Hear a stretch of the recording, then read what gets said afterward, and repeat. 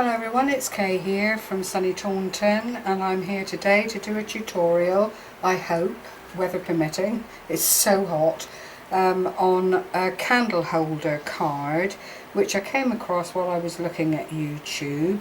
It's been done several times before, but you know, it doesn't hurt to resurrect these little projects once in a while, as it's something that comes in really handy for a multitude of occasions, birthdays, just because, you know, whatever you need a little gift for, thank you.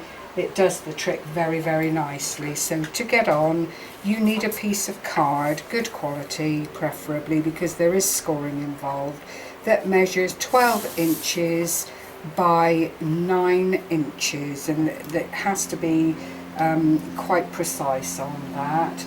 And once you've cut your paper to size or card to size, you then need to start your first scoring, and one is at 3/4 of an inch, and the same again on the other side. I'll just turn it round because I'm not very mathematical on these things. That's like that, and so that we'll call the short side. You turn your card around so that the long side is against the measure, and you score first of all at 1/2 inch,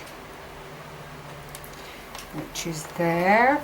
You then score at 1¼ inches, again at 2¾ inches, again at 3½ inches, and that's all the scoring you need there. Before you put your scoreboard away, there's one more score to do. If you turn your card around again, measure that last score line against the 5 on your scoreboard, and then score at the beginning score, which would be your cutting edge or whatever you use. And then that aspect, once it's folded in, becomes the card. Now you see all these scores here, I'm hoping. You just fold them and burnish them lightly, don't overdo it, because as with all card, it only takes a little bit of punishment. You don't want it splitting, you want nice clean edges. So fold all of these up in the first instance. Then we have to do some cutting. I'll just remove the scoreboard in the hope that you'll be able to see what I'm doing a little bit better. Now what we have to do is designate area here so that you keep in mind which areas you're working with. So the multi-scored area, keep to the top, and then your card area have closest to you, and at that point you want to cut out the outside edge of your score line. Use big scissors or your scoreboard, it's entirely up to you to cut out the designated areas, and you do that on both sides of your card, so what you end up with is a bit of a chunky shaped T. And I get my scissors in there. Okay, up we go. Ooh, I'm a bit squiffy. Hardly surprising, my brain is being just drained in the conservatory. Right, so that leaves the boxed area, and what we do here is cut up to the first score line, the horizontal score line, and we take out the top corner. So you have 3 little flaps and then a corner that's gone on that side. Go to the opposite side, do exactly the same thing, lose the corner, cut up the horizontal line, so you've got 3 little flaps again, and then we just want to make a tiny little notch on the smaller of the flaps, and it'll all become clear as we go along. The same on the other side. just the small flaps to notch. It just reduces bulk when you have to fold things together. So that is the base of the project right there. Now we need, borrow your pen, Gary, to measure. Now if you take this as the top score line within your box, from the score line edge you want to mark in at 1/2 inch, top and bottom. There's the 1/2 inch there. Draw a line across, because this is not going to be seen. You can do it in pencil if you want, but this won't be seen at the end of all the measuring. And then with your ruler in situ, you want to make some little 1/4 inch markings down through the score line within the box, just lightly, just like that. And then you line up those little marks as best you can. There's one.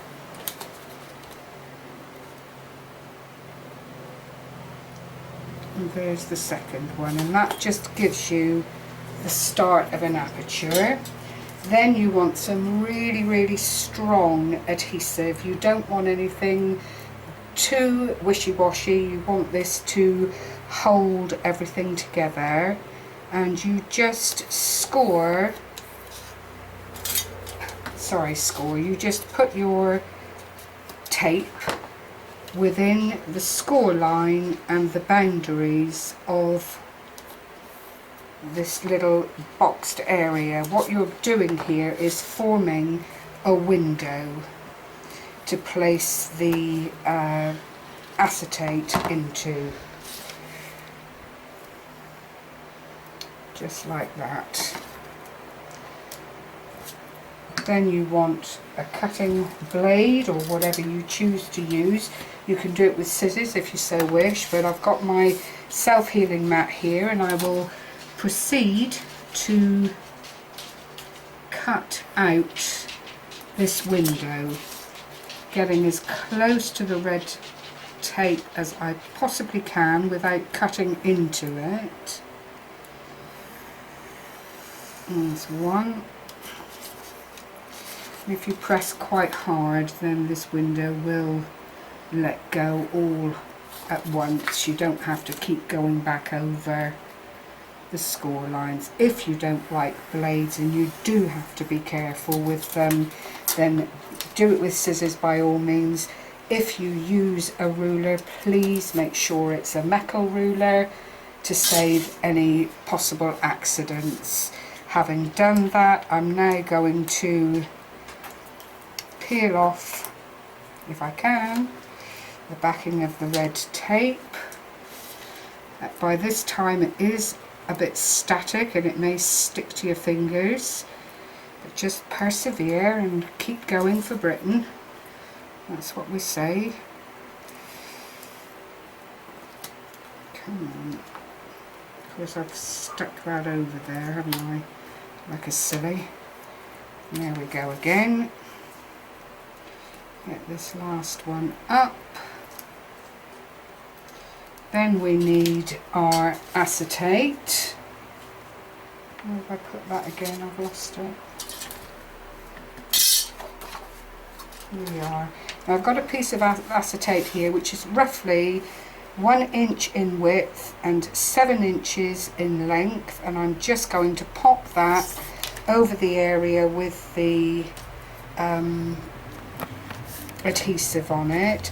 I'm going to fold this, and as a dry run, having just reinforced my score lines again and defined them now that the acetate is on, I'm just going to make a little mark so that I make sure I put that down in the right way. Otherwise it will slide and you will lose the momentum of getting it all to look really tidy. Now you need your red tape again, and I'm just going to add this to this outside flap, and I do add 2 pieces because this is the anchor for the box. You do need it to be quite strong so that it holds where you want it to hold. We'll peel those off. 1 and 2.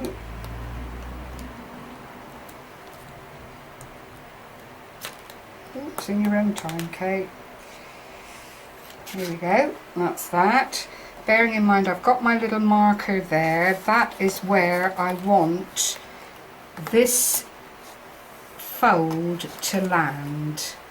So I'm just going to take it up to the edge very, very carefully and just let that settle down comfortably. Does that look quite straight? That looks like it's going to do the trick, because our little tea lights have to then go into that gap. So if you use your ruler to make sure that that is nicely anchored down, you've got your flaps here to fold, and a little bit of tape seals that. I'll just do that while we're here.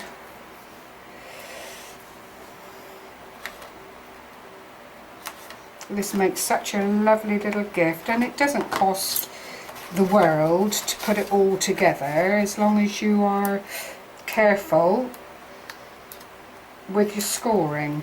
And even then, if you need to do a little tidy up, you can always put some extra paper over creases that have let go a little bit if you absolutely need to. It's always best if you don't have to do little tricks like that, but if the card does start to shred, then you don't want to waste what you've done. This little window or box will take 5 of these tea lights. These are scented and they're really rather lovely. Fold in the bottom, and again use your adhesive to lock down the little flap there and keep the candles where you want them to be.